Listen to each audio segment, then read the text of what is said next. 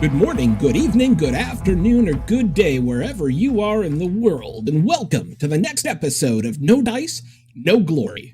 Sponsored by our jobs that actually pay us money, we're coming to you not at all live from an abandoned arms factory deep under a mountain in West Virginia. We are proud to proffer to you the finest in wargaming coverage. Without any further ado, let's get this show on the road. Hey, well, thanks once again, Sean. Today, I have a very special podcast to bring to you. I am with, from the Lead Pursuit podcast, my man, Doug G. Glover, from Lead Pursuit, the fun behind the blood of Blood Red Skies. How's that one? You are really reaching, but that's all right. I've been in that situation trying to give an intro for someone who does not deserve an intro. So it's good to talk to you, Mitch. Yeah, it is. It's always good to, I was watching, they had an old Saturday Night Live on, and it was when they used to make fun of the McLaughlin Report, and he would make fun of everybody's names. And I really wanted to try to do that, but I couldn't. So for those that don't listen to the Lead Pursuit podcast, you're horrible people. You're spared an hour a week of your life you actually can do something with. Well, here's my thing. We've been, talking for well over a year, almost 2 years. Yeah, and I'm like, you guys are going to do a weekly show on one game? That's going to dry up fast. But it hasn't. That's because we intersperse it with abuse and, inappropriate comments and everything else to sprinkle out and spread out the love. There's really nothing wrong with that. And I've said this to you before, and I want to make sure that our audience hears this as well. I don't think people would be playing Blood Red Skies today if it wasn't for the Lead Pursuit podcast. I think you guys have put so much into the game. Even when I'm like, I'm never gonna. I painted all this. I'm gonna just throw it on the shelf. I'll listen to one of your podcasts and I'll pull it out again. So you guys are like the pushers. Hey, if our podcasts make you pull it out, then you might have other serious issues going on. But hey, let's talk about Blood Red Skies. Yeah, well, I told you, inappropriate comments and humor will get you anywhere. It's fine. I think we need more E-rating shows. Exactly. People tend to like them more. So, if you have not heard, and probably a lot of people haven't, Blood Red Skies, the Great World War II and really Korean War game, is now going digital. And Doug I'm waiting for the thunderous applause in the background. We didn't have that queued up. Oh, damn. Well, no, I mean, it's, look, I'd be dangerous with that because it would just be, me making noises. But it's going digital. You're intimately involved with it, correct? I am, and intimate in oh so many ways. So the great thing is Andy Chambers, when he picked Diecast Digital as a studio to build the prototype and to start really digging into what could be done for a digital Blood Red Skies, they said, so who are the biggest suckers that you know out there that might have two brain cells to rub together and think they know something about Blood Red Skies? And Andy probably laughed to himself and said, let's try those idiots over at the Lead Pursuit podcast. They seem to think they know what they're doing because they fill my inbox with stupid questions every day. So thank you, Andy Chambers, for throwing us under the bus. Shortly thereafter, the guys from Diecast Digital contacted us and some other folks, some who like Ken Nat, I will call him the purveyor of the Ready Room because it's a drug like anything else, and Roger Garish. So, we put together this team and really started delving into a pre-alpha prototype. And when I say that, it's about as prototype as a V2 rocket is to the Apollo spacecraft. So we started playing with that several months ago last year, and it's gone on from there. So I've talked to you many times, one-on-one. We've play tested some of the other projects that you were working on, and you never spilled this game. So this is like that moment when suddenly you walk back into the vault and your buddy reads you into something. You're like, you never told me. Like I wasn't supposed to tell you. Right. It's classified for a reason. Right.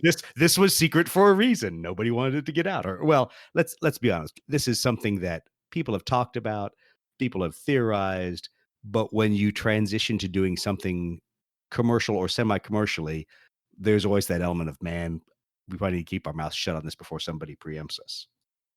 Yeah. Well, look, people steal ideas in this community left and right. So I get that. And no, what I'm saying is whoever made you sign the NDA or just said, "Hey, keep your lip zip," he did an amazing job. Just like John did an amazing job of not spoiling, Civil War epic. Um, Exactly. which I think that's a guy I could shake down to get information from. It's like, Well, I'll be honest, I was surprised he kept that secret so well. It was kind of funny because there's times that, you, me, and John, we've all served in the military and fighter related things. And so I've sat there at times and wondered to myself, how did you ever keep your mouth shut in the fighter community? Because I can pry any warlord secret out of you in about 30 seconds. But I didn't see epic scale ACW coming either. So do you know apparently he fooled us all. when we had those guys on for the last roundtable? He goes, "Yeah, there's something really big, but I can't say it." And had I had more time, I would have shook him down. Exactly. I totally would have shook him down. So I like to go first because, the folks that don't listen to Lead Pursuit, Blood Red Skies to me succeeded where so many World War II games failed. Check Your Six, not a bad game. Wings of Glory, I played Great War version, which was not as dorked up. But Blood Red Skies succeeded where a lot of other games did. And the other thing about Blood Red Skies, it's relatively simple. It's not a difficult game. Focused on World War II. Each player commands anywhere from 3 to 5 aircraft. Sure. Um, Or if you're suckers like us, you'll play like 12, 18 on the side because you love to yeah, play the game for 5 hours, yes, you which is not do. what Andy Chambers intended. And when it comes to mechanics, I think I've told you this. When the MiG Alley came out, I actually had some graduated fighter wing commanders, and I'm talking about a guy that ran Euro NATO, guy that was like the 20th fighter wing, the first fighter wing commander. I mean, these are patch wearers, and they felt the game accurately represented, you know, fighter combat as Oh, much as good. you can. So As they're not going to steal my WTI patch for saying the same thing. Excellent. I'm not the only no, moron.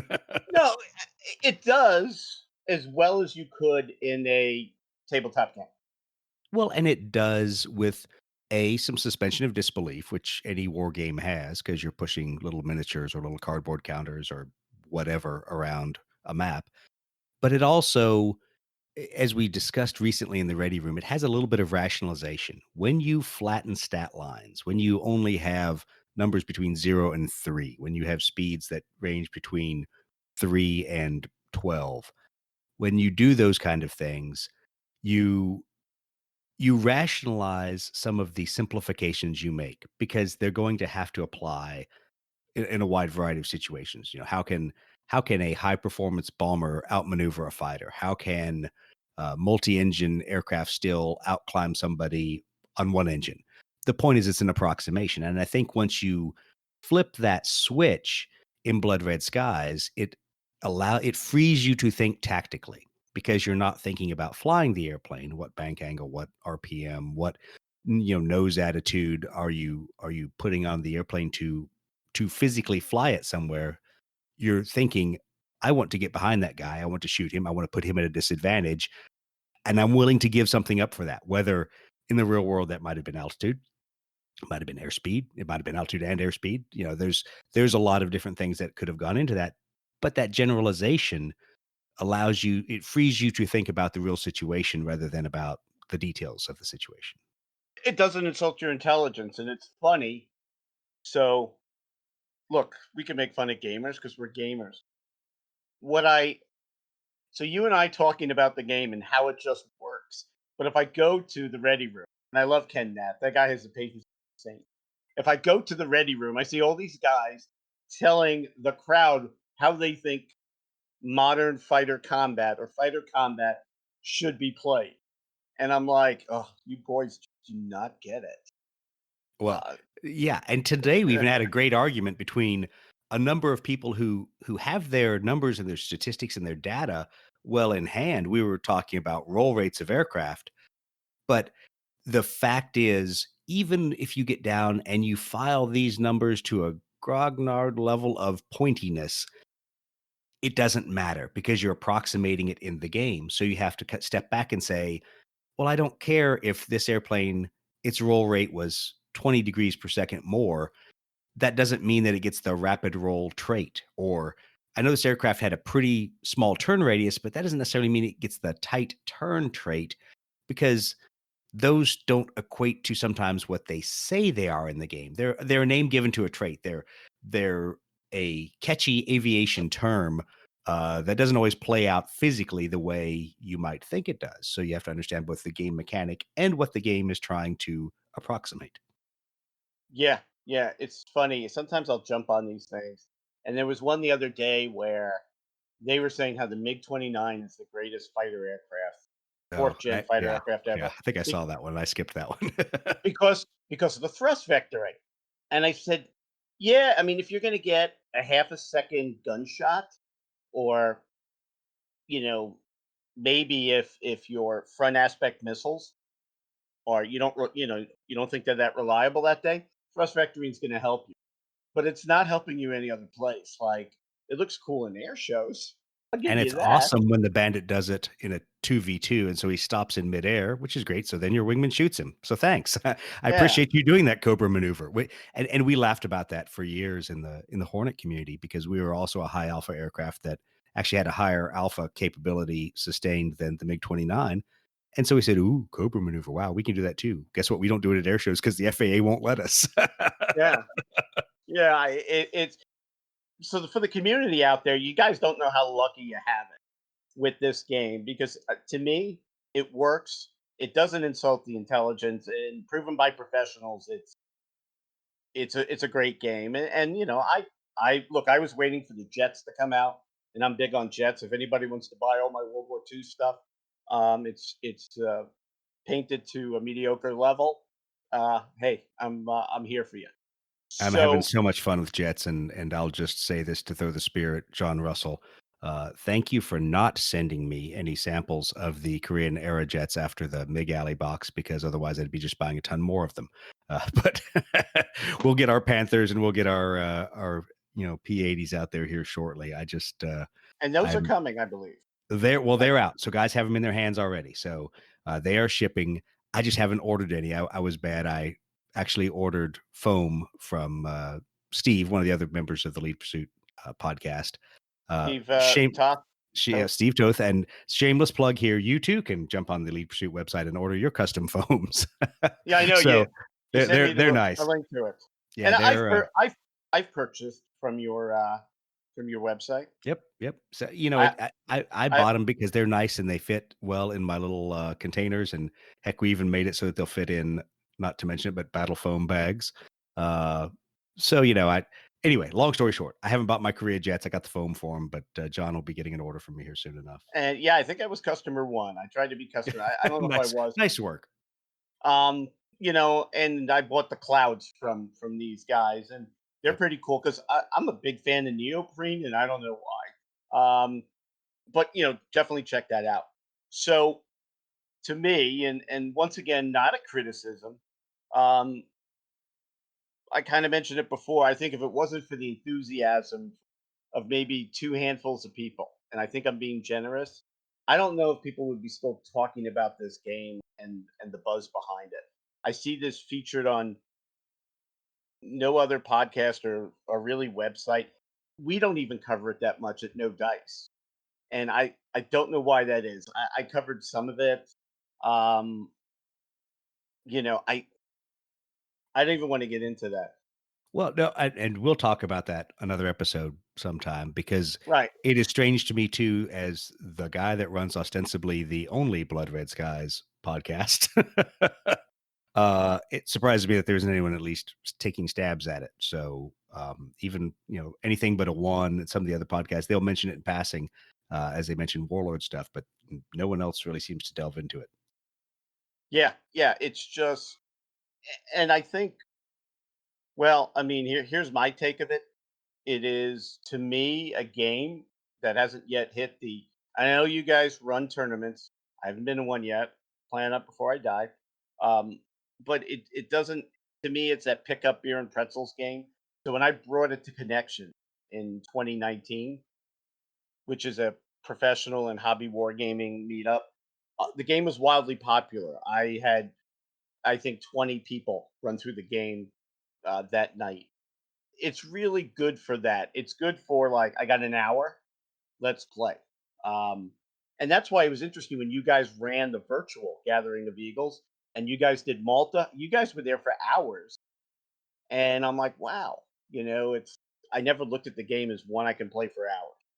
Yeah, It, it goes back to what I love about the game is it is scalable. So I can go and I can play a quick 45-minute battle, 5-on-5 versus a friend, and it truly be a beer and pretzels game where we're just doing it to have fun. Or like we did at Brett's house last summer, where all of a sudden you've got 18, 24 airplanes on the side. You're playing the Battle of Malta all day. yeah, But it was fun. It was a kind of like playing any one of those large scale epic battles where you knew it was going to take you all day to get through it, but between the banter, between the dice going cold and somebody getting shot down or missing an easy shot, all those things, it has that level of fun.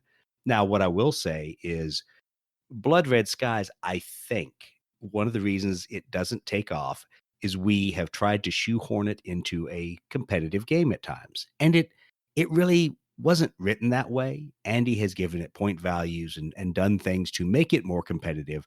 But for something to really take off in the American market, a lot of times it needs to have a competitive noise tournament making thing. side to it. Yeah, well, it needs to have a tournament scene that generates the buzz because people are like, hey man, what are you doing? Oh, I'm going to Nova to go play Blood Red Skies. Oh, really? They have a tournament for it?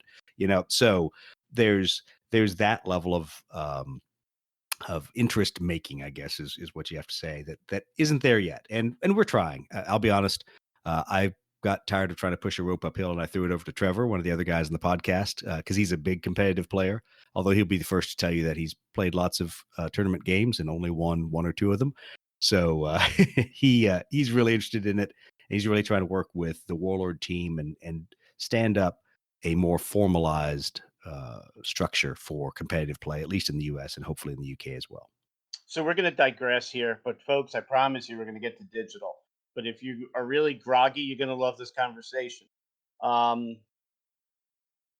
you look at games I've gotten into, and it's because I've gone to a con and I saw 300 people playing it, and it looked like somewhat they were having a good time. And I'm like, what is that game about? That's how I got into Flames of War.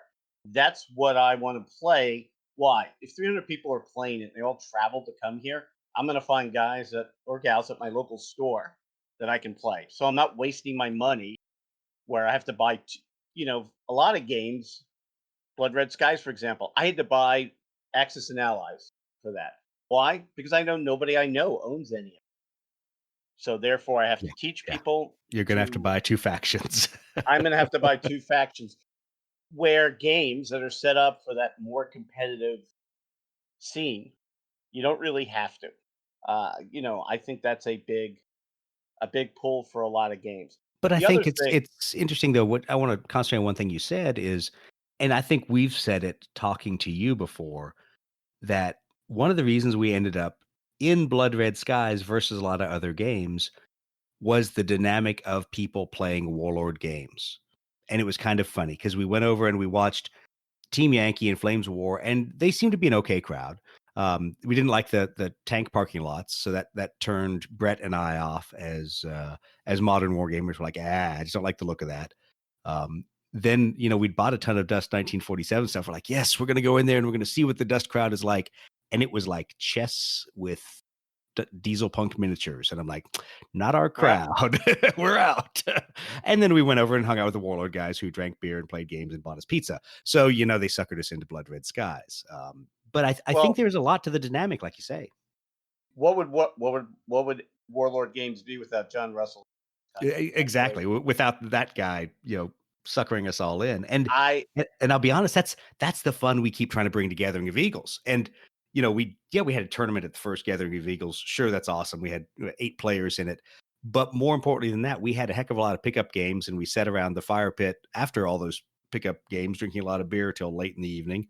And that was the fun of doing a Blood Red Skies event that, we'll hopefully try to replicate again later this year. Yeah, I'm going to try to get to that. The other thing, and I think this is important. So I look at his games that are narrative in nature.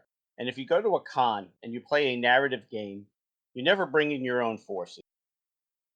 9 out of 10 times, the rules are homebrewed.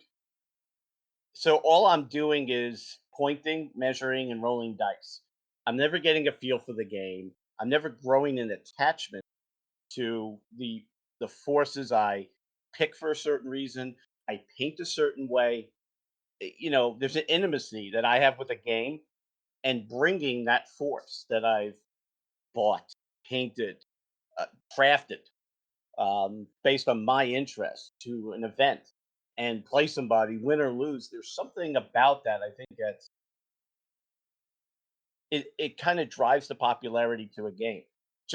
Between you and I hate touching other people's miniatures because I could break it and I would feel horrible about that. But there's something about the aspect of, yeah, my X force. I want to see how this force will do against everybody else. There's that thing I think that drives some of the popularity of games. And I know, yeah, you mean competitive play. Yes, I do, but I think there's flaws sometimes with narrative play because I used to run narrative naval war games at some of the big HMGS cons, and I never. It was always hardcore naval groks I sat down with. It was never really the folks that had similar, that wanted to get into the game. So that's kind of how I see it. I could be wrong. I'm wrong a No, lot. I think I'm going to pick the non-confrontational answer and say that's why I really pitch what Brett and Chris and I started calling thematic play, a year and a half ago, whenever we started this whole podcast thing. In that, I grew up in the narrative 40K, Epic Space Marine, that kind of game where it wasn't about matched pointless. It was about a cool story, doing something kind of weird and off the wall, because at that point in the Rogue Trader era, especially, 40K was kind of weird, to say the least. Yeah. It wasn't super grimdark. It was just weird. But they were much more narrative games. And I know that I don't like list building. I hate list building. I mean, Really? oh, I hate it. I hate it with a passion. If I want to spend my hobby time, I would rather spend it, painting the miniature. I would rather spend it, taking a look at a way to have a scenario that is challenging, rather than list building to fight an individual concept faction exploit. I hate that. And that's literally why I walked away from 40K. And 30K, thankfully, wasn't that way.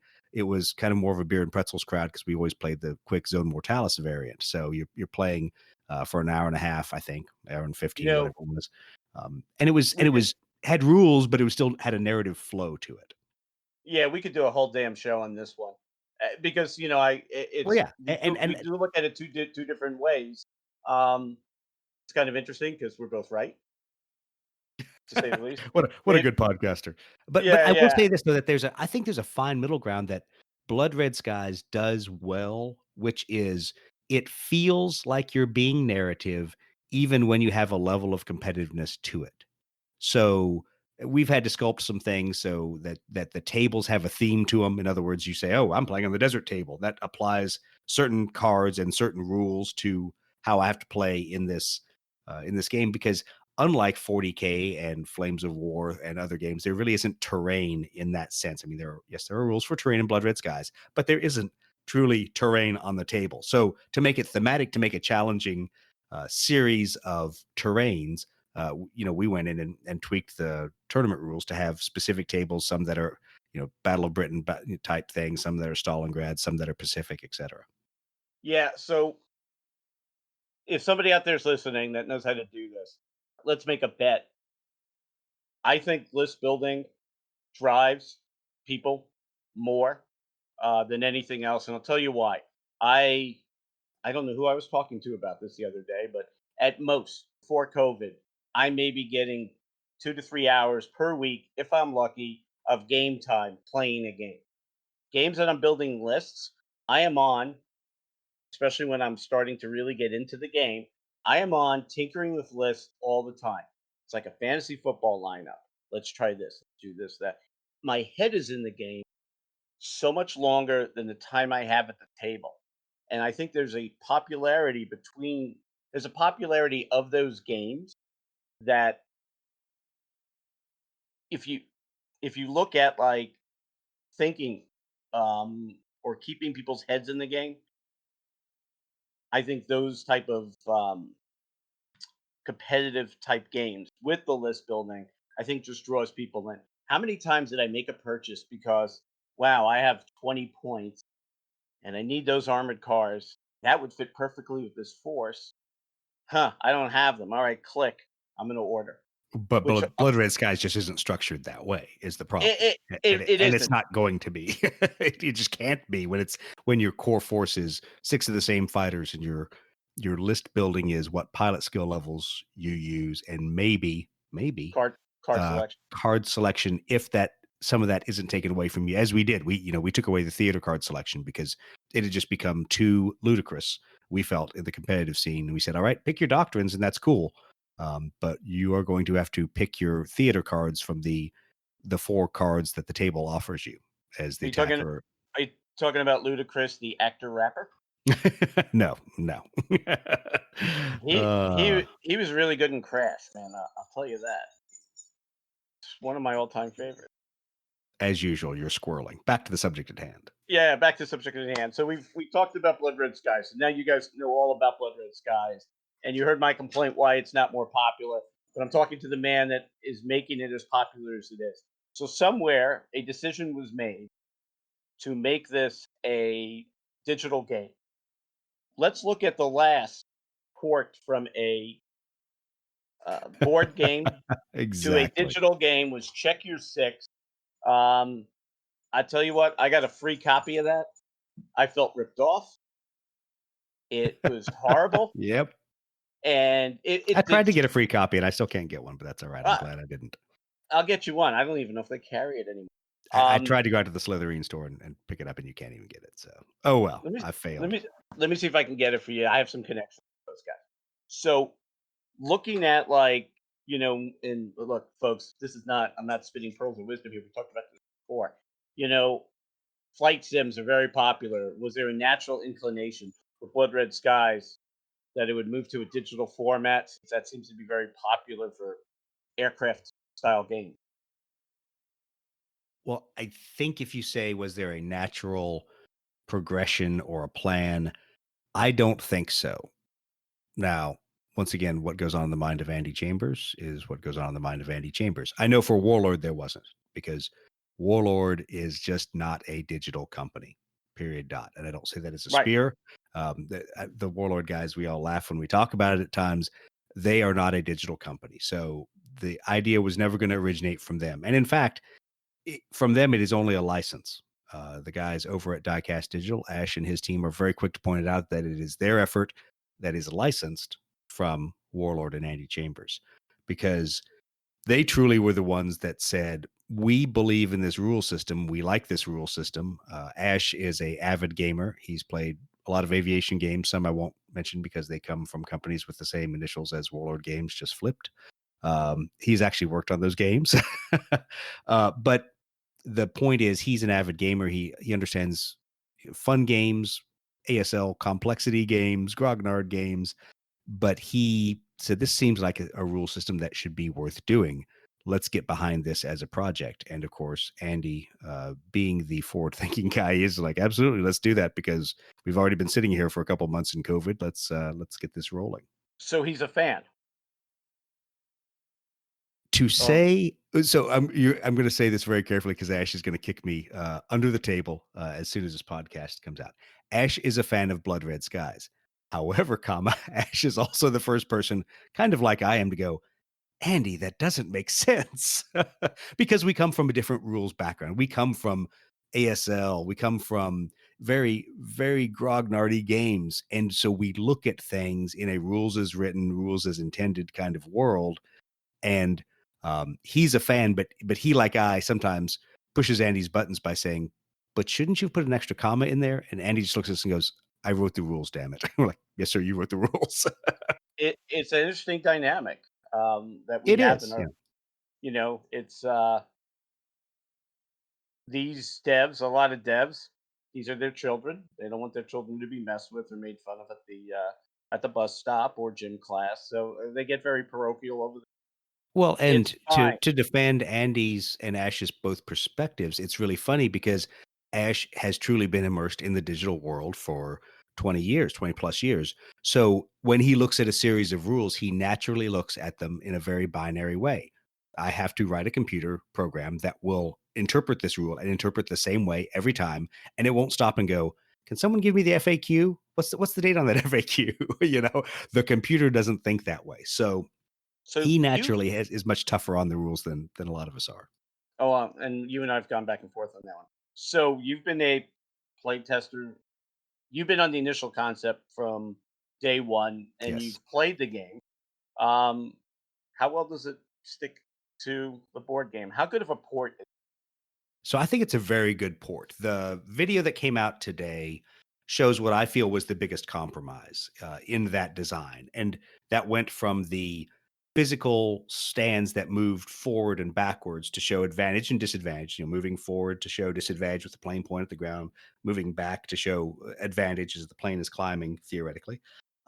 Going away from that to a 3-height stand that is color coded. So it's color coded green when you're advantaged, it's yellow when you're neutral, and it's red when you're disadvantaged. And it gets shorter as you go down those.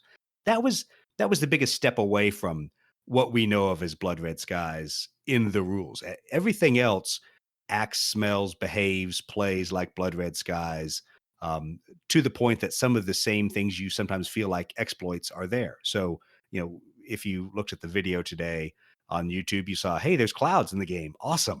I Uh, did. yeah, yeah. Unfortunately, there are clouds. So unfortunately, I already have to think about those cloud exploits that everybody does to us. So those things are there, which is great when you say this. This is a really accurate port. But there's also times when you stop and you say, and I'm going to have to explain to all those Blood Red Skies, non-Blood Red Skies players, why Blood Red Skies players don't think this is stupid. So Well, I got to tell you. So you and I played on TTS, and I felt that the sex appeal of the game is ruined by the aircraft we were using looking like they were auguring into the ground. yes, Um, but as you port a game into, and I've spoken to a lot of folks that have seen their games ported from board to digital. You have to think about it as, what is this new medium offering for the game, both the aesthetics and maybe even the gameplay. And I saw the video this morning. I believe somebody sent it to me. You know, that that guy ought to be fired. that guy needs to be fired. That I'm like, that's really good, because I think there's something that's not hot looking about an aircraft that's disadvantaged on a table, a digital table. So I'm kind of glad you guys did that. Right. I think that's really cool. So the initial game, it's going to be on Kickstarter. Yes. So I'm letting that sink in for everyone. Because here is the blood and guts of what has and has not happened. It's always wonderful when you come up with an idea and immediately game publishers are beating down your door. And as Ash will say, when you build a aviation themed World War II game that uses turn-based strategy, weird. Nobody was beating down the door to spend millions of dollars to publish that game. So what they decided is they're going to do it via Kickstarter. And as Ash talked about on our podcast, on 20 February, that's going to go live. And Oh, I was going to ask if you can talk. yeah, 20 February is the day that it's going live. And the reality of it is that people's time and development skills cost money. And so Kickstarter makes a reasonable attempt to say, all right, we'll get to this certain funding level so we know what we can deliver, but let's put a lot of really cool things on the map and on the plan to do, and let's see how far the community is willing to take it. Because certainly there will be a tremendous amount of gameplay for 8 airplanes delivered in the baseline game. Right. Now, So it looks like we're getting tell for me the what you US. think we're getting. I want to Well, hear what the no. community thinks. Well, no, you have it here. I mean, I do my research before I do these things. Well, it doesn't say how many, but the Japanese planes include the Zero, the Kate, and the Val. So you said Correct. it's so it's do I get multiples of those? It's a digital game. It's not like I have to buy a model.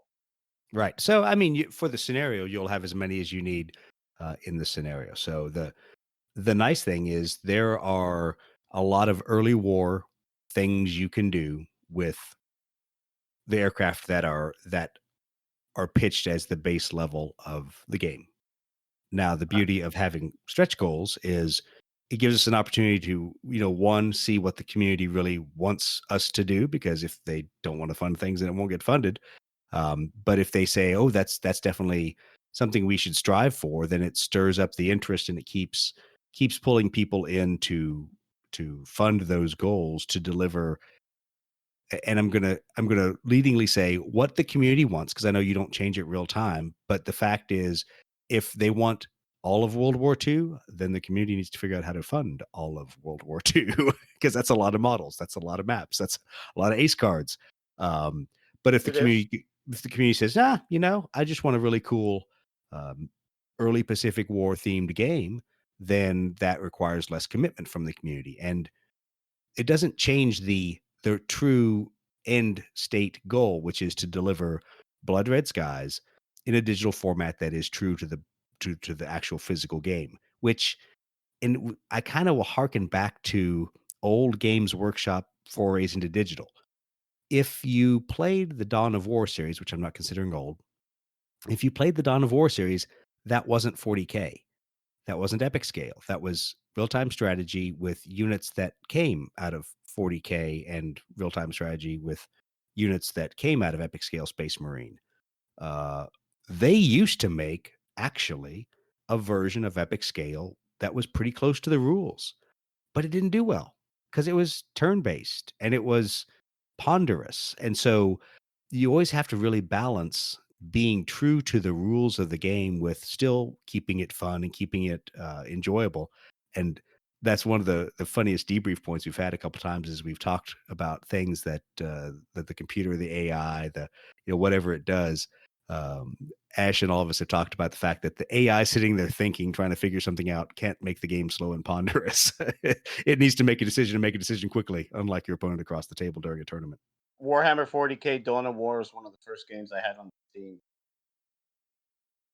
I Yeah. loved the old Dawn of War series. It was truly a fix for 40K things that was fun to play, but it wasn't playing 40K, which was probably its success, But at the same time, and I wish I could remember the title of it. It was it was their digital version of Epic, and it came out shortly after Steel Panthers and all those games came out from SSI. Yes, Um, folks, we're old. we're old. If you remember Hey, Steel Panthers, you really are old. dude, it's still around. Hey, so let me ask a question because you kind of brought it up. But first, the U.S. planes are the Wildcat, the Dauntless, which was the most pivotal plane in World War II. We do a whole podcast on that, and the aircraft that couldn't even beat itself, the Devastator. Oh But God, yes, the Devastator. you made Yes. a comment that I thought was interesting, because once the mechanics of the game are down, and you have the basic flow of the game, the aircraft really just become avatars. How much more expensive, and maybe talk to a designer more than anything else, how much more expensive is it to put 60 aircraft in here as opposed to 6?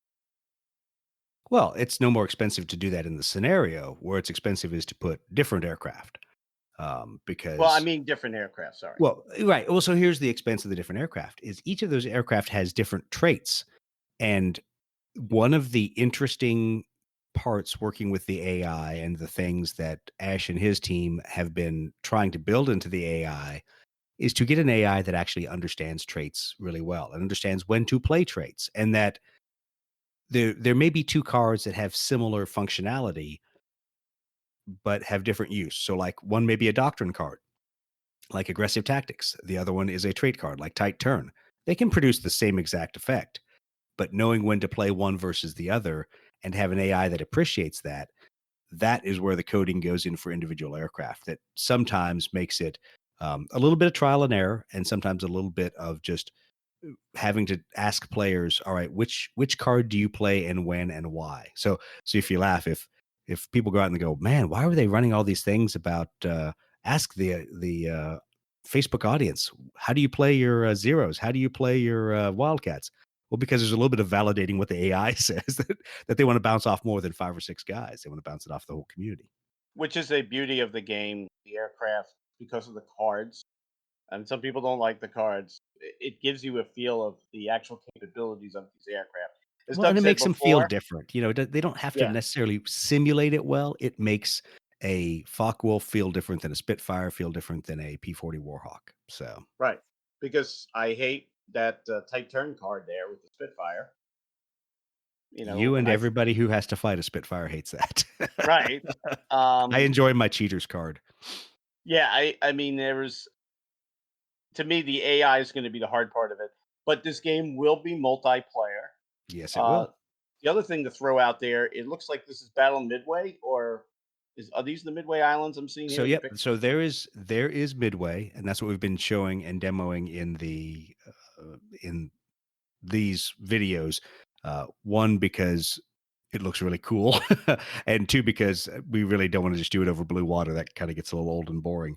Um, but there's going to be a variety of terrain, and once again, I can tell everybody right now, there's probably going to be terrain-based stretch goals that are going to be in there. So if we get to certain funding levels, time and money and effort will be diverted to designing beautiful maps in a variety of different areas and battlefields. But there's certainly going to be a desire on the part of Diecast Digital to make sure what they deliver in that base game they're getting right and getting true to both the game and to how people feel the aircraft should perform. So even though we have statistics for all of these aircraft, Ash kind of talked about you have to also program in things that we do subconsciously. We subconsciously understand that the bombers are the priority. The fighters are there to get the bombers to the target.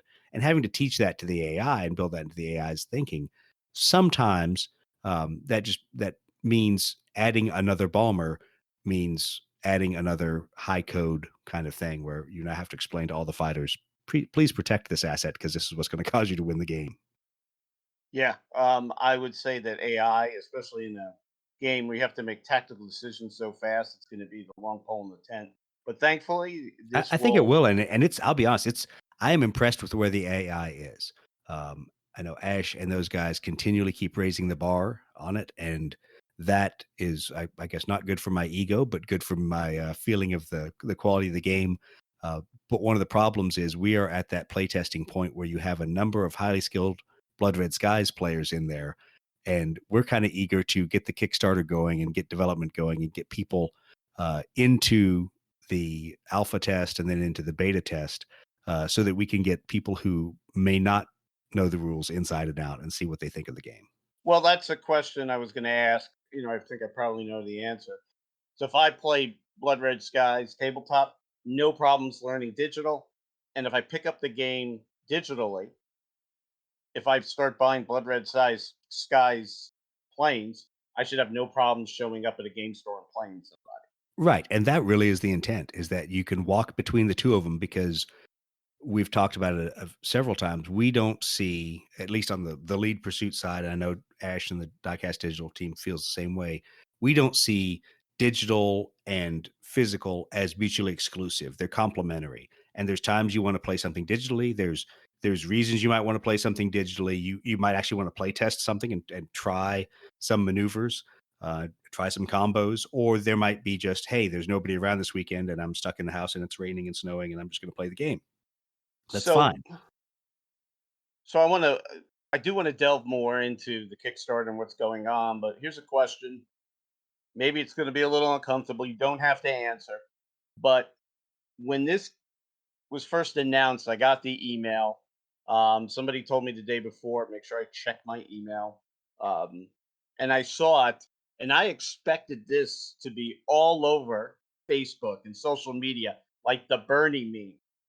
Everybody, oh, I can't wait to get this. And then I looked to see how many folks joined that page, and it still hasn't cracked 400.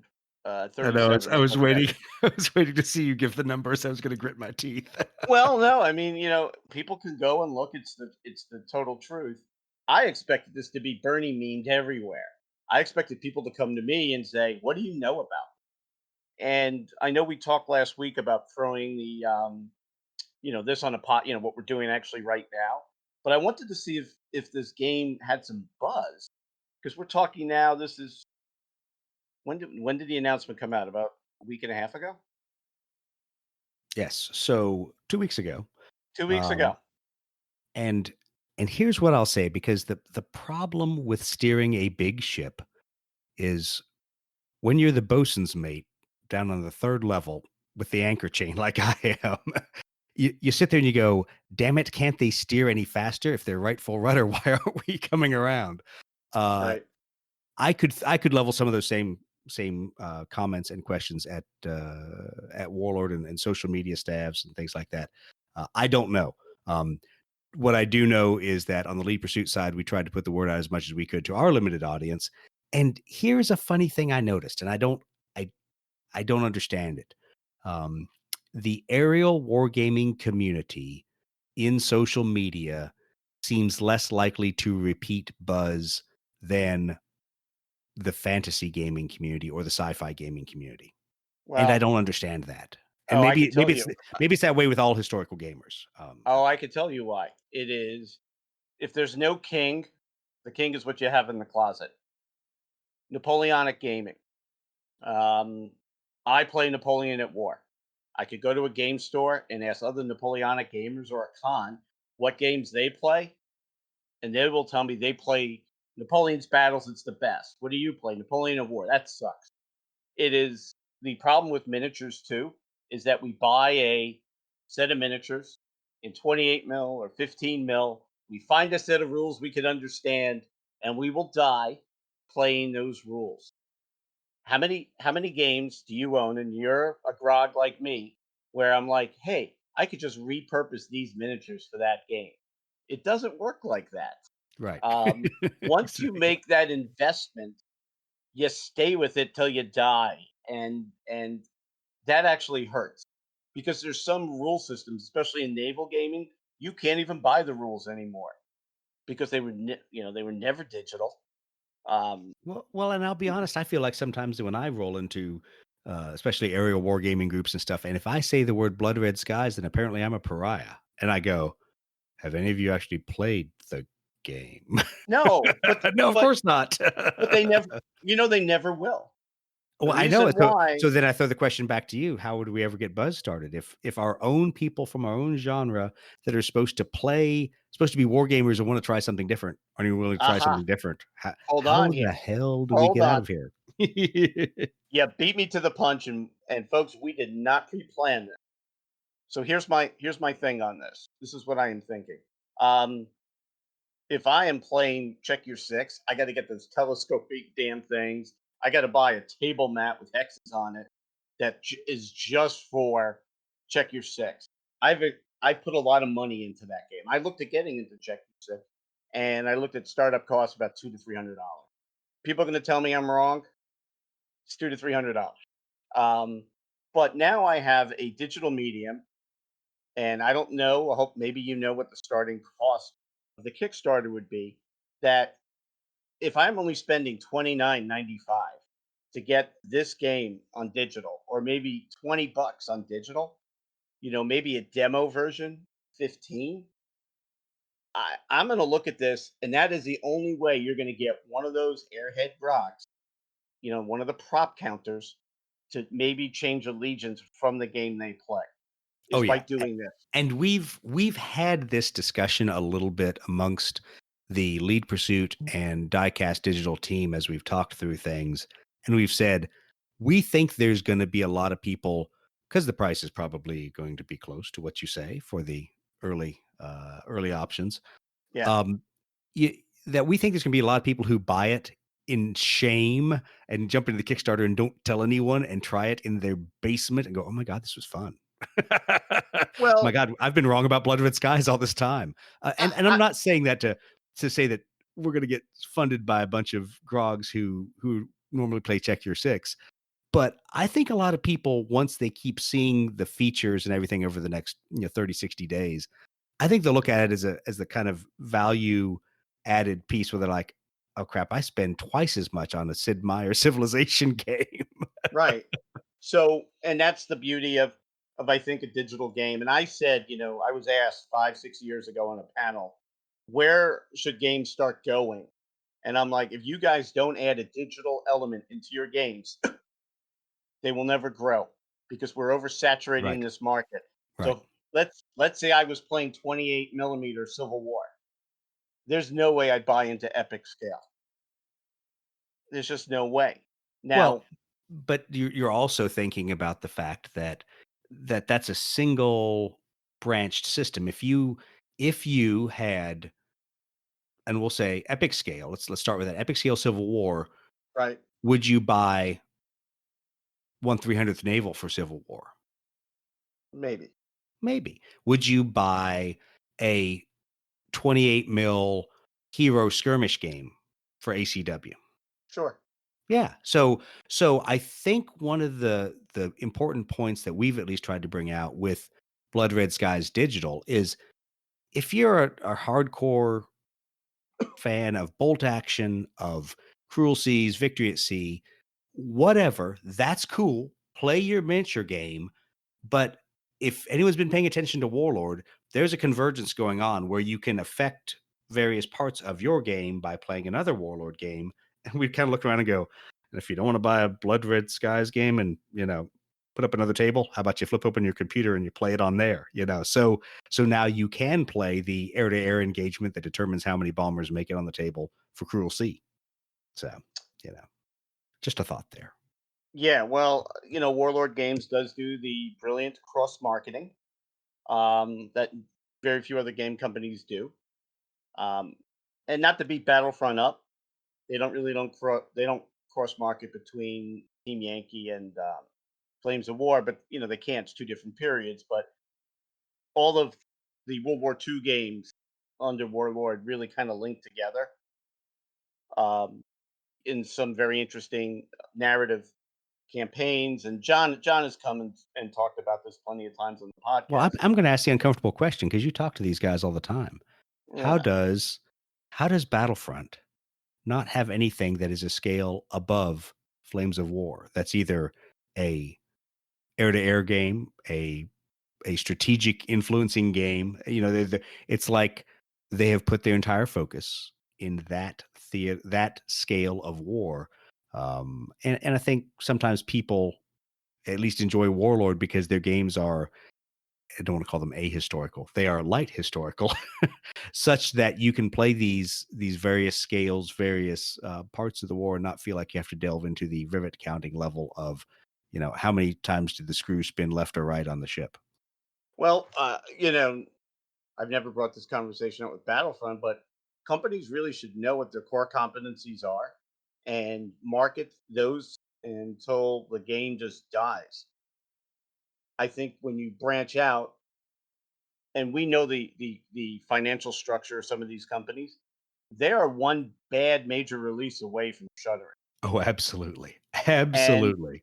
if you run a game company, if you're not risk averse at any time, as you put your corporate hat on, um, you're crazy and your game is probably going to close. And like everybody really in this community, even in historical, seems to come from Games Workshop. They had a model, but they were able to cross market into different things that, look, you can't complain of the success of Team Yankee and Flames of War. They went with that, and they now, as the game is now on its whatever next iteration, you're looking at oversaturating the market. So now you have to think of innovative ways to expand the game. And they're doing Absolutely. that and they've announced it. Where with Warlord, yeah, they use a lot of the same mechanics. So from going from bolt action to playing Judge Dredd, kind of they're not that different. So you have a level of comfort with the system. Warlords put out some stinkers in my opinion. Not that they were bad games, just that they never took off. I bought into Cruel Seas. I have a ton of Cruel Seas in the house. Um, I think the last time I played was 60 within 60 days of its initial release. Those boxes have not moved in years. And I go on the website and I don't see too many new stuff that's coming out. I don't Yeah. see Yeah. anything that interests me. And I'm not saying it's a bad game. I mean, look, I think that they hurt themselves with all the typos in the in that first set of rules, but okay, fine. It wasn't a bad game. It's just the one I got into because it seemed interesting, but nobody's playing it. Even when I go to the does Ken Nat run that doc room too for Cruel Seas? I think I he don't think so. Or maybe he does. I don't know. yeah, but I don't there's dabble in cruel seas. I have enough no, there's enough to do. nothing. And it's well, so you're a Warlord Raider, Mitch. Why don't you play Victory at Sea? Well, because I have a ton of 2400 ships. I don't like World War II because the air rules are always broken, and Victory at Sea is not an exception to that. I have different standards. Um, why would I want to buy that game? Because I played it when it was with Mongoose. It's a reprint. I didn't care for that game. So, why didn't I go and play it? I wouldn't say these are stinkers. I think that, they were willing to take risks. And I'll give Warlord that. They take more risks than any other historical game company out there. And I salute them for that. And the fact that they don't go to Kickstarter to crowdsource their funding, I think is pretty remarkable. So, I don't understand that whole corporate culture. Maybe I need to go to England and spend a month with those guys. But the fact that they're still pushing stuff out and some of their games just are, let's just call it what it is, flop, or shouldn't they're or not as popular as they should be. And I put Blood Red Skies in that. I think Blood Red Skies should be way more popular because every time I took it to a con and threw it out or at connections, people thought it was the coolest thing. However, when you go to a game store and you want to buy it, those box sets, the initial box sets, sold out so fast that you couldn't find them. Well, yeah, and that's exactly the hilariously not hilarious situation that you've been in. If you're a new Blood Red Skies player, you're like, I can't even buy the box set except for some exorbitant price on eBay. And so there's other band-aids that have been offered of airstrike rules with various, older model boxes they're trying to get rid of. And those work, and that's a step in the right direction. But it hasn't replaced the fact that the Midway box set is now approaching a year overdue. And I know there's COVID, and every time I pick on Warlord about that, people remind me I should be merciful and should be nice, and it's tough running a business in COVID. Yeah, I get that. I absolutely do. I've also seen a lot of other companies not move their headquarters in the middle of COVID and have to deal with that as well, and move their Well, their and the sculpting teams, and it's a perfect storm. English COVID restrictions were far more because yeah, people tend to listen to common sense in English a little bit more than here, Yeah, or they're just or the ones that I don't don't just know aren't as vocal. Um, exactly. the you know, so if I want to get into the game without a core box, I really can't play it because I'm just buying models. Well, no, I'm you not can. get You can. You can absolutely get in with what they have on their website, which is a copy of the airstrike rules, clouds, templates, and then Oh, I pick didn't know that picking. it had Yeah, all this. so they've done that. Yeah, so which is good, and I call it a band-aid because it it gives you what you need to play, but it's not that feeling that when you pick up a box set, you're like, yeah, I've got a box set. I've got everything for this game, and that's just it's a consumerism thing. It's probably more an American thing than anything else. But they have put out those sets now that have all that. They have the correct distance marker in it, not the old box set distance marker. So I think there's an attempt. Would we have done something differently if you put Brett Cantor and Doug Glover in charge of Warlord? Yeah, sure, we would have totally done it differently. You probably would have made a third different choice if we'd put Mitch Reed in charge of Warlord to say, fix this delay in the box set, availability. I just would have put more boobies in the game. It doesn't work that way. You can't do that. I could try. Yeah, I just then it would be Dust 1947. Then it would, wouldn't it? I just expected this game to be everywhere, and folks freaking out about it, like, "Oh my God, this is amazing!" Because so I did too. So, and this is a point where Ash and the Diecast Digital team will once again kick me under the table, and Andy will disavow all knowledge of me. I don't know what I don't know about the wider Warlord populace, the wider Warlord fans, the wider Blood Red Skies fans. I don't run the Ready Room. Ken Nat does that, so he knows how many people interact daily, weekly, monthly about Blood Red Skies. I'm just a dude that runs a podcast, but it did surprise me that the buzz was only amongst the Blood Red Skies community, and I think that scares me a little bit. But anyway, go ahead. You want to hear my comment on that? I think that is not really. I didn't really want to hear your comment, but you're going to give it anyway. Oh, sorry. I'm going to give it anyway. I got to drop an F-bomb. That's awesome. Yes. Yeah, I know. You slipped first. I never do. I did one with my old podcasting partner, Sean, who has the biggest potty mouth, and we interviewed what's his name, Forrest, that does the Old West game, Gunfighter's Ball, and not one time did he slip up. And I just did it now, but it's fine. I'm not editing it. Look, if your kids don't know the F word and they don't know not to use it, Mitch Reed is not the guy to teach it to them. I think that's the problem. I think that the game itself never had that, oh my God, this is better than sliced bread appeal. It never took over the wargaming community like other games have.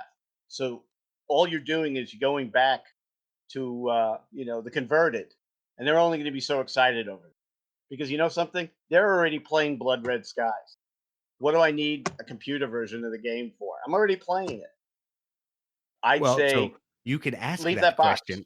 Well, you can ask that question, and I can poke you in the eye and say, that's because you had a shitty tabletop sim version and you didn't have Blood Red Skies digital edition, which, it's kind of funny.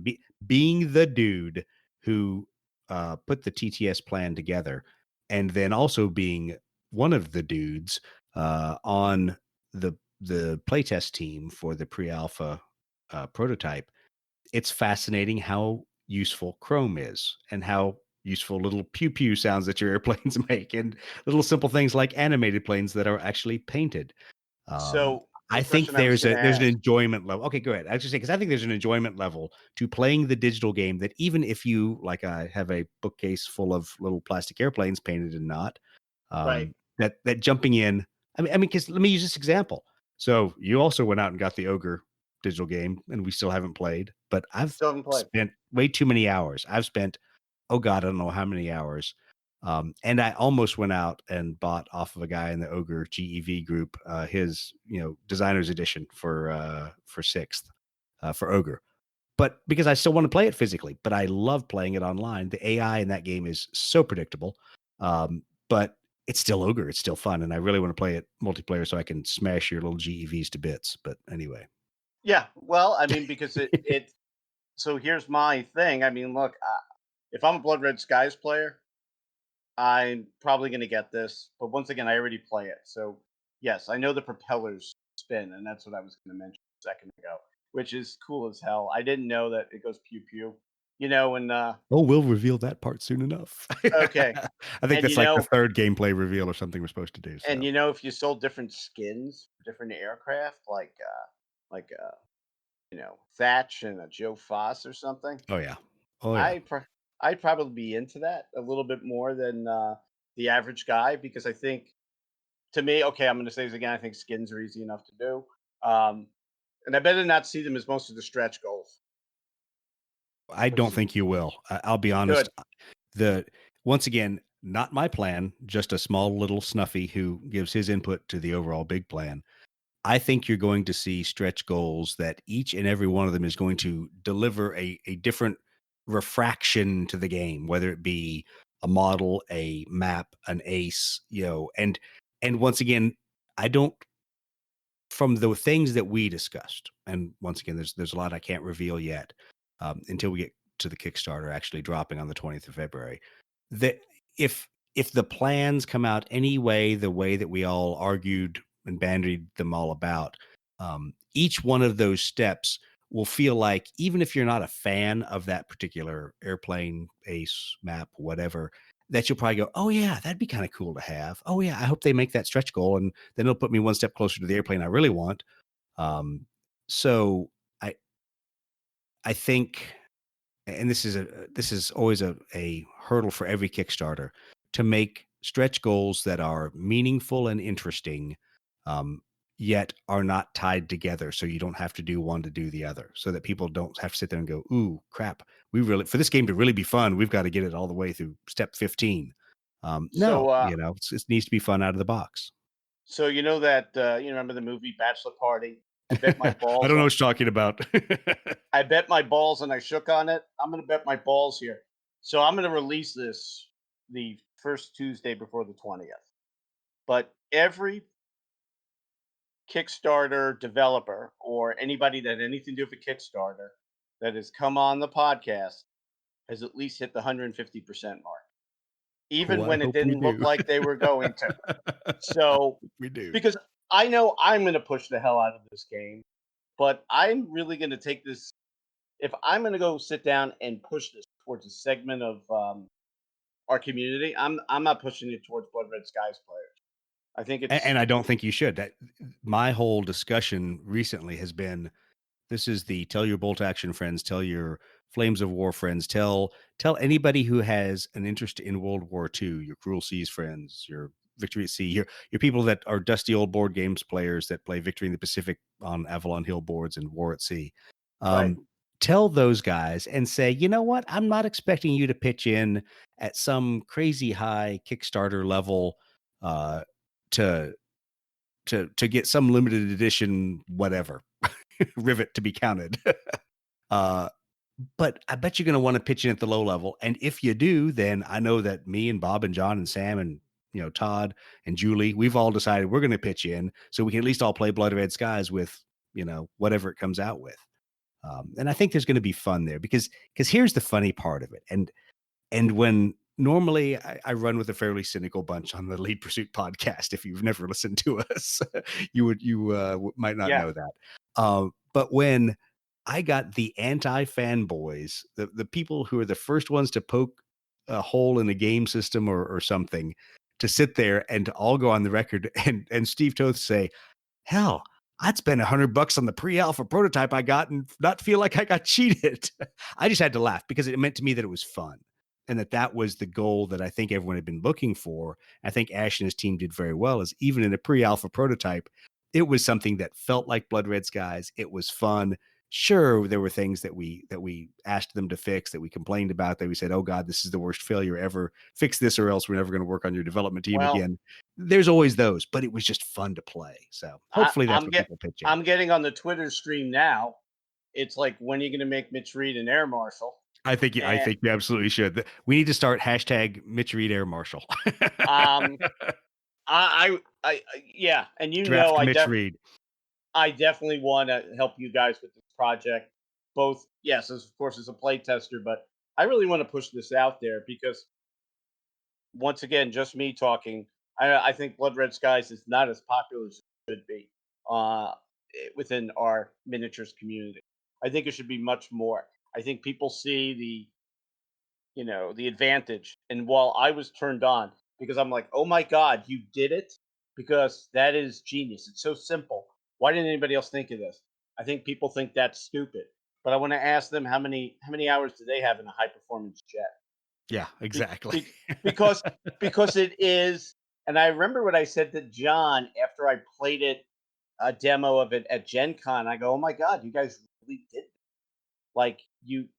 And actually, no, he showed me the rules too. I go, that advantage worked. And I know a lot of gamers hated that. I think that's the first thing they point out. Well, and I'm hoping this change to the vertical stands and the color coded stands helps some people get over that. If that is the baggage that's keeping them from giving Blood Red Skies a fair shake, because for me as a hardcore Blood Red Skies fan, I was like, I'm happy to give up these forward and backward moving stands for the way it is in digital, and it still felt fun. And you know, I think the other interesting point that a lot of people may not be willing to admit, especially if it's a historical game, is that historical games can be beer and pretzels games, and that's okay. And video games can be beer and pretzels games. Not every video game needs to be Civilization, where I spend all night, 5 nights a week, just to feel like I made it to the 1700s. Yeah, Games that you can maybe jump into and jump out of. I kind of like those as video games, being a 40-something guy who's got a real job and a lot of other side projects. didn't you just turn 50? Not yet. I'm not that old. I'm not ancient like you. I'm not over the hill. It's coming up, right? You're getting close. I'm a young, spry young man, you know. Well, maybe Yeah. not as spry as Sprocket and his team over there, but Let me ask you a question. Is Granny spry? hey, That's, you know, that's just not nice. no, that's from Oh, that's from Bad Santa. yes, The yes, exactly. is Grant, which is an amazing movie. Yeah, I lost my total train of thought because I'm thinking about Excellent. I knocked you because you're thinking about Bad Santa. That's awesome. yeah, I'm thinking about Bad Santa, and I love what they do to me in that. Such a good movie. I'm not allowed to watch it at home for a lot of reasons, but yeah, I mean, Blood Red Skies just never had. It just never had the appeal it did, and it has everything there. And I think the folks Well, that so complain about it, yeah, I'm going to throw this challenge out to people, because this is, I guess, part of the reason why I do the Lead Pursuit podcast. I know it's definitely part of the reason why all the other people that are on the Lead Pursuit team that have supported us for the last year and a half, why they do what they do, is that, you know what, come out to a Blood Red Skies event and play it, and we're not going to tell any of your friends. We're not going to let people judge you. And actually, if you come to Gathering of Eagles and you bring your Team Yankee and your Flames of War stuff, guess what? We have open tables. We played Team Yankee at the first Gathering of Eagles, and it was funny because it was Air Marshal Atchison who was leading the Team Yankee game, and he's like, "Hey, you want to play?" I'm like, "No, you beat me twice in Team Yankee at your own gaming bar, and I'm not going to let you beat me at my own event." but I So don't need yeah. to go to Gathering of Eagles. I could buy the digital version, and True. no, but I'm like, I've seen a lot of other games get ported over, and one of the things I've noticed, and I need to ask Jason Matthews, working on an award with him, is I've always liked Twilight Struggle. I played it digitally. I never owned the game because all my friends had it, but I played it digitally years after it came out, and I went and bought the game. And I kind of wonder, can this do almost like that game did with its digital port, drive interest into the tabletop version? Because I think that is the thing that, look, I don't want to get into a game because I invested so much in this one unless you really show me it's a great game. So even in this podcast, we said, look, it is a faithful port of the game that you play on the tabletop. Guess what? You get to paint the aircraft however you want. Why not get, if you love the digital version, why not play the tabletop version? I think that this will help boost that game. Because to me, it bothers me that a game that is that sound, yes, it's as sound as a war game should or needs to be, is not more wildly popular. And I was really kind of upset when the digital version was announced, and it wasn't like fireworks every. It should have been, because this is a big deal, Yeah. because how many games, miniatures games, get ported, and it's few. And And even even fewer that are direct ports. Most of them are, representative of, not necessarily direct ports. right, because there's some stinkers out there. Check Your Six is one of them. If Check Your Six digitally was an amazing game.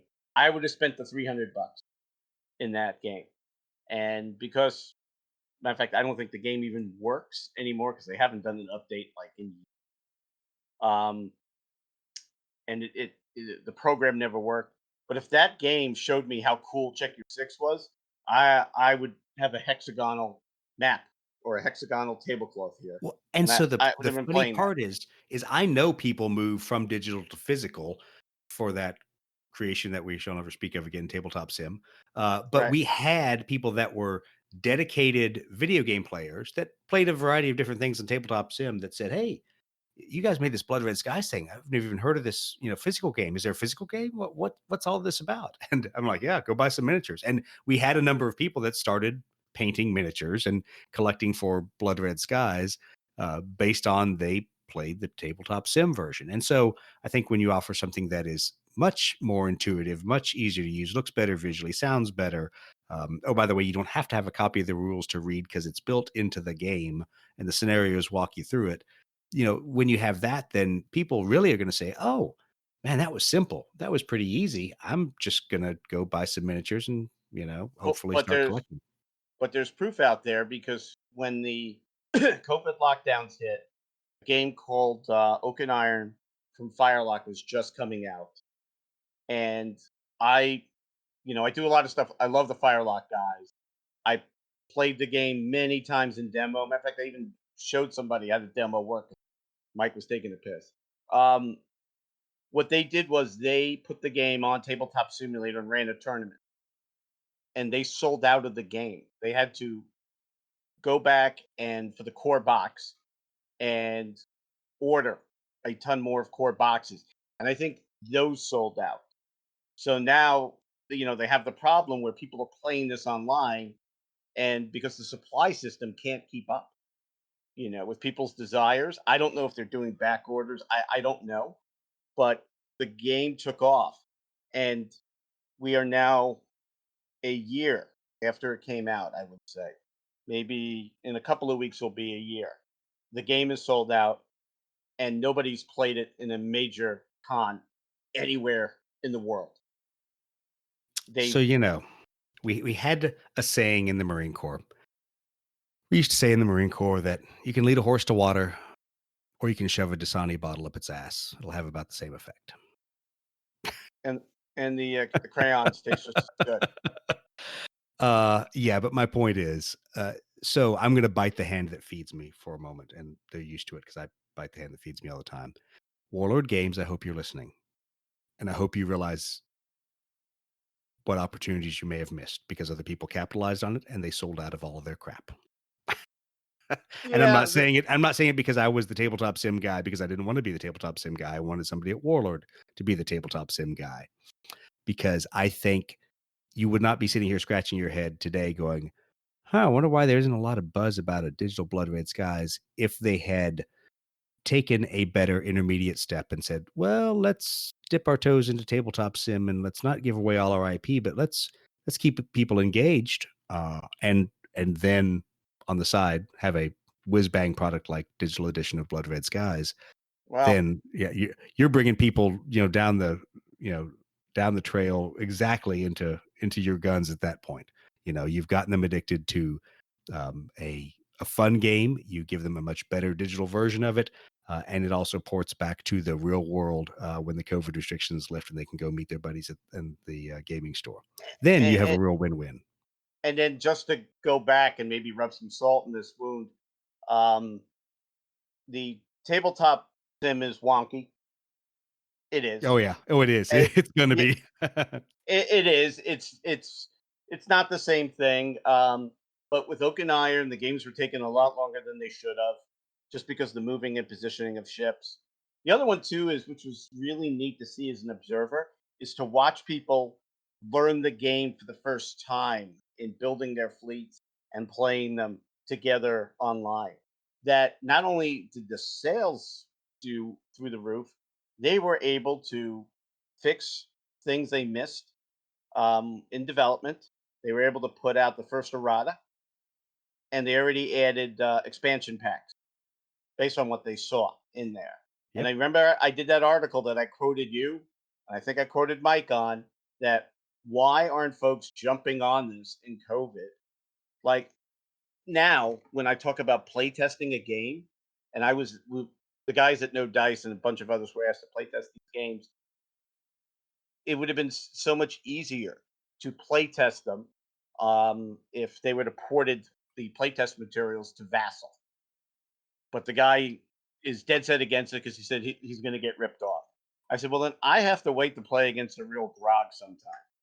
And, with the COVID percentage rates we have here in Northern Virginia, it's not happening anytime. There's something about TTS that I think a lot of the gaming industry last year missed because they didn't want to do it. They were worried about their IP getting stolen. They felt like this was not a good idea. And a lot of it is just like those old grogs that say, this is the best game ever. And there's never, I think that they didn't have that creativity at that moment to do kind of what you did with the Blood Red Skies and look, you did playtest a version of Blood Red Skies, which we won't talk about on TTS. It got me Yes, more we did. interested in the game. Yes, it got me more interested in the game, and I think that the community missed something, and it's interesting because the board gaming community has no problem about Vassal at all because you still have to buy the game in the game. You have to know how to play the game. And I think they saw this and they saw it as a threat right away.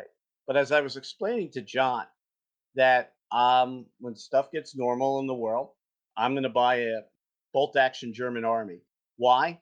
Because I played it in TTS and I like the way because it has the components I like. And I said, could you imagine that I build an army within TTS and I say, bam, take me to the store so I could buy it? I don't know why they ran away from that so fast. And I sent it to a few. Because they don't think like we do. You and I both lived in an airplane full of computers, even if some of them were 1970s, probably barely digital computers. And we lived in a world where they did all this flight test and then released software to the combat air forces, to the United States Marine Corps, whoever. And in 1 month, all of the flying squadrons did more flight tests than the entire flight community did to actually release the software.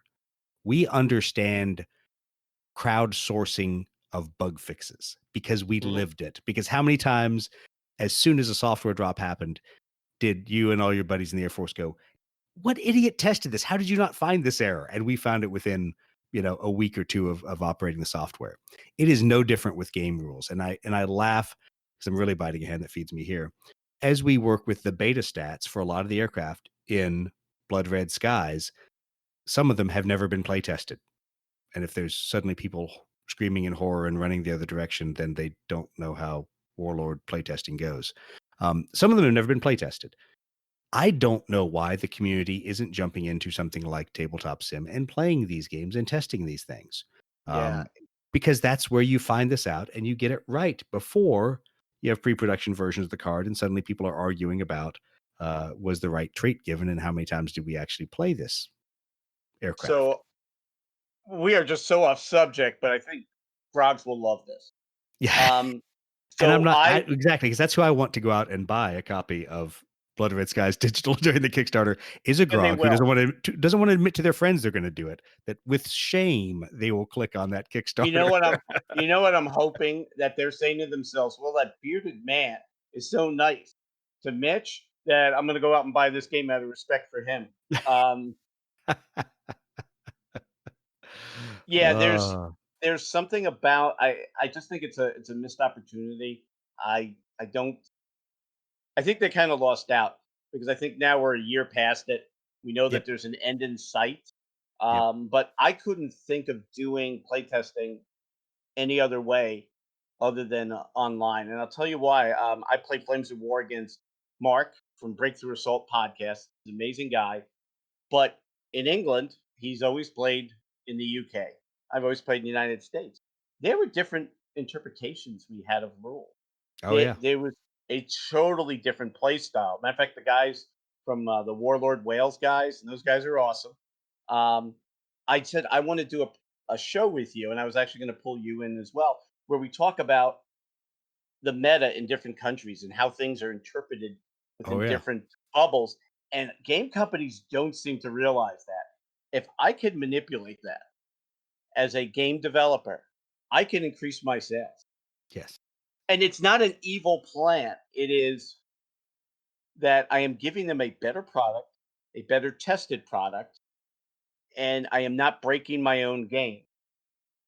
There's just so We much saw it I when could do, we did the playtesting for a set of rules not to be discussed.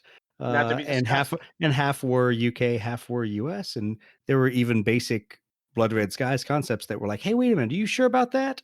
Not that the rule was unclear, but the way that we were implementing it was a little different between the two countries, and it was just funny because it was the groups of people we'd been playing around, and it's you're going to get that, and that to me is a healthy exchange that you should want to know how it's going to happen. You're always going to have rules as written versus rules as intended versus small little tweaks to the tactics or the implementation of a game. And if you're a game designer, I would think you would want people to ring these things out early. Maybe not, Yeah. but I would think you would want them to. Yeah, well, I'll tell you what, I am going to make sure when this comes out. Let me look at the schedule. Today's Tuesday. Odds are the Kickstarter starts on the 20th. Yep, This will probably come out in the 16th, which is fine because that works perfectly. my slot for next week is up. But I'm really going to try to push this with a lot of different communities and see what the poll is. Now, you Please guys do. hopefully will be able to see the numbers of where they're coming in from, but I would almost venture out into new territory. I think one of the selling points that I can use is that this is not really the first digital iteration of the game. This has also been a game that's been out there for 2 years. That some of the most loyal players, I was going to say, truly fanatic players, were in on the design part of it, not the coding. Thank God, not the coding. You've never Yeah, seen me try to write code. yeah, thank God. I got top knot at Pascal, so That I'm looking at the elements of really what should make a game successful, and the fact that you and your clique, because it's more than just you and the lead pursuit guys. There's a lot of people there. That these are folks that love the game and made sure that there was some faithfulness to it. But they also looked at what can we do in this new medium. I think that's going to be very successful. I think that this will grow the game. How much I don't know. Um, but I definitely think it will. I think that you will find that you will see a lot more people maybe playing this on the average. Well, obviously, you can see a lot more people playing this on the average day than the tabletop version, just because it's easier. It's not coming out on tablet, I guess, right? so let me say it this way and be a little guarded about it. That is not an impossibility, but that is not the alpha that we've been playing, the pre-alpha prototype. All right. Um, it can be ported. So I think, like a lot of things that I say about war games, Blood Red Skies, Warlord games, etc., community, let your voice be heard. There's already been some pretty vocal people who say, hey, this needs to be able to be played on an iPad or on a tablet. Ash and I were talking about that very subject yesterday. Because you know Um, what you can do? what can I do? You can actually have you and I are face to face playing the game against each other. Well, and that was part of the discussion with Ash was his frame of reference isn't that. So I was trying to explain that to him after we talked about it on the podcast that for some people, I'm going to sit on the couch next to my significant other and play a video game against them, even though I could play the physical game. Yes. And I think that level of discussion needs to be had inside the BRS digital edition team because Right. there's an opportunity to, when the Kickstarter goes, to be able to offer uh, hopefully a path to getting it on more platforms. Yeah. And if you can link the digital game into having a direct role in the face to face version of the game, you will make $1 million, which is a Yeah, lot in yeah. this thing It's a lot in because this industry. because that needs to get done. And there was a game that came out from a German maker. I have it. It's called U-Boot, and you need an app to play it. And people are like, that's horrible. I go, that's brilliant because that's where games are going. And if you look at Fantasy Flight, you can't play the game without the app for X-Wing. You Which is can't. so hilarious because I use the non-standard illegal app to actually do all my stuff because the Fantasy Flight one doesn't work right. Yeah, But that's yeah. all right. I know which one you're talking about too. But you look at like how they did that, and I have not played version 2. I own it. I upgraded everything, but I Oh, see, I've probably have never played spent. version 1. I've only played version 2. Oh well, you're I different. was late to X-Wing. I avoided it because they were almost as stinky as Warhammer players, but not quite. So Yeah, the only thing is the amount of time you have to sit across from an asshole is like an hour. see, Now, it's wonderful. Armada, I love Armada. Armada's actually I came in second at an Armada event during COVID, which it was during the summer. People were still living. Um, I think W- Armada is an Was amazing that the game. one where you dressed up in the cosplay like Admiral Akbar? Okay, I guess not. No, I wouldn't. I would never. I would never do that. He's a fish, right? Yes, well, there's a point there. Yeah, I'm just saying it's they're Mon Calamari. Kind of funny. It's like, hey, Skagili. But I'm excited for this. I think that not dressing up as Admiral Akbar, I'm excited for this game. Now I see you have Hellcats here. So you're looking at my website, are you, my friend? Yeah. What are you No, looking at? actually, I'm looking at Board Game Today. Oh, okay. One of the few places I can actually find this online. No offense. It just goes back to my point. I expected this to be everywhere. And I expected a million. Whenever there's a new big announcement from any of these companies, they know that we're friends with Warlord. And I get a million Yeah, questions. you get pinged with all the people asking, "What's the deal with this?" I get a lot of like, have you seen this yet? What do you think is the big one? I go, look, if I was ever to think, it would be dangerous. I've gotten crickets on this, and that's why I kind of waited. Like I know we wanted to record last week. I wanted to wait a little bit more time to see if some buzz was generated somehow for the game. But I'm gonna see what I could do to create that buzz starting on the 6th when this Yeah, comes out. that's why I'm Because in my make your own luck mode. So I yeah, am absolutely pushing on our end, on the Lead Pursuit end, to get the word out through a variety of outlets. Like I said, not there's just to the no Blood Red Skies spoilers. faithful. There's no spoilers you can give us. This will come out on the 16th. Oh, so here's the spoilers that I'll tell you. If you stay glued to the new Blood Red Skies digital YouTube channel, that's where the spoilers are going to come out. Because let me tell you what yours truly has been drafted to do. So apparently, because I'm a former weapons and tactics instructor, and apparently I have a face for radio and a voice to go with it, um, you'll see, as you saw today, the discussion about Advantage. We're doing that for the next several weeks and even through the start of the Kickstarter about different concepts in Blood Red Skies. And guess what? When you see those videos, you're going to see a couple little leaks and spoilers in there. Now, are they going to be dramatic? Are you going to see a Ju-88 strafing a boat in the Straits of, or in the in the English Channel? No, you're not. So no spoilers like that. But you're going to get some ideas about gameplay and about how it feels for the interface before the full gameplay walkthroughs come out. So there's going to be a lot of little teasers in there. The nice thing is, as we get close to the Kickstarter launching, there will be some detailed walkthroughs, and maybe even hopefully someone playing a little bit on Twitch. We'll see. Yeah, I But was your. You see, here's the thing. When did this pop out today? I'm your 7th subscriber. But this is the way you need to do that. This is the way you need to show this off. Because I like it. I look at the what you have here in the video. I think it's really cool. I'm excited for this game. I'm not going to ask you some detailed questions because I know this could change. Um, but you've made the game easier for me.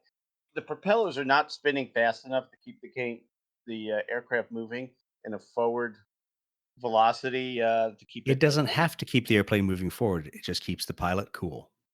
Oh, okay. I was wondering. Because propeller aircraft. It's I don't even think we use those anymore.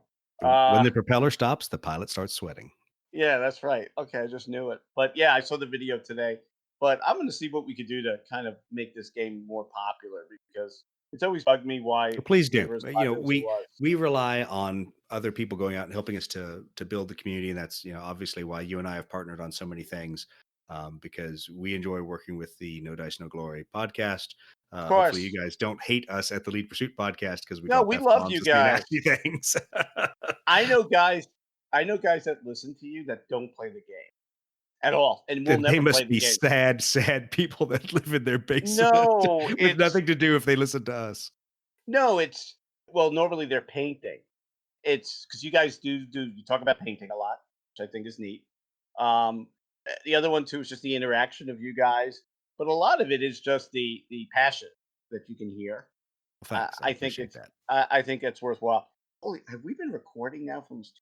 Yes, we've been talking for way too long, but that's fine. Oh my god! This is your editing problem, not mine. Yeah. Well, I would have cut this podcast off long ago and said, "Well, Mitch, it's great to talk to you, but you know what? I don't want to edit for the next week." And I told you that we need to record more.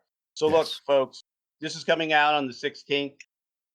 On the 16th, by that time, we would have played the Super Bowl. Doug, tell me who wins the Super Bowl. This is where I don't care. Yeah, I've watched one football game, and that was the BCS championship. I've watched 0 NFL games this year. All right, I'm gonna give my prediction.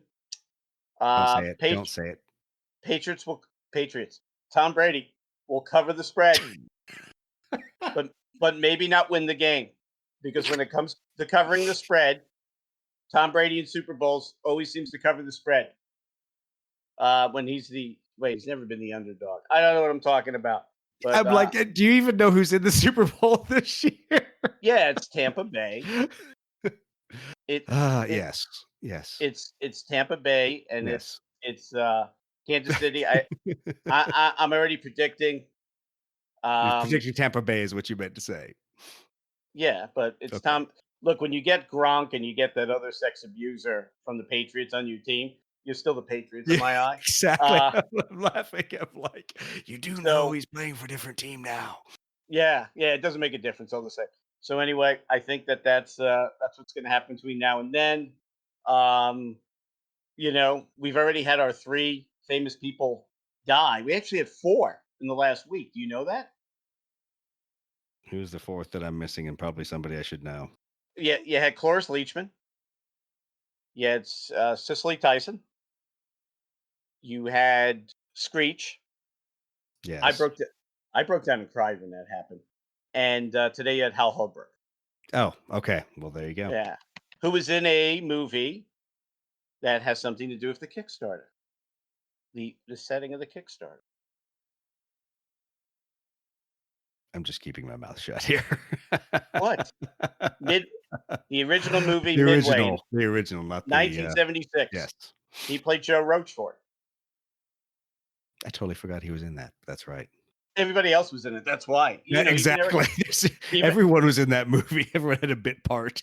Like, holy shit, that's Eric Estrada. Yeah, exactly. That was the one I was thinking of exactly when you said that. He was only in there to get a Mexican slur thrown at him. Yeah. Which is so un-Navy-like in 1942.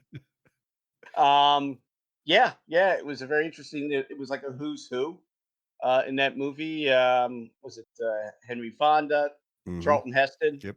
When he buys it, it was ridiculous. I remember that movie growing up. It was an amazing movie. Now I could play that movie with a Kickstarter. Exactly. Yes, with a Kickstarter. So thankfully, you don't have to land back aboard the carrier. We didn't put that in because it's not in the rules. It's not a faithful representation. Yeah. And here's the thing, right? Like, how's your arm? And right away, it's a slur. Well, I took that piece of Jap shrapnel. You couldn't say that now because that's totally uncool. And then, he looked remarkably well for getting hurt at Pearl Harbor. But you're digressing and you're making your life harder for your editor again. So. That's me. And Oh, but they okay. return the flight status right away. Nah, that's yes. All right, No, folks. Well, look, G Lover, thank you. Mitch, thank you for having me on the podcast. I really appreciate it, brother. We're not going to do a two-parter. I'll talk to you soon. I'm going to send it back to Sean. Buy this, or else we're going to come and haunt you. Thanks so much for joining the show tonight. Remember to follow us on Twitter at No Dice, No Glory, and keep the conversation going on NoDiceNoGlory.com, now featuring our own message boards. Have a great night, everybody.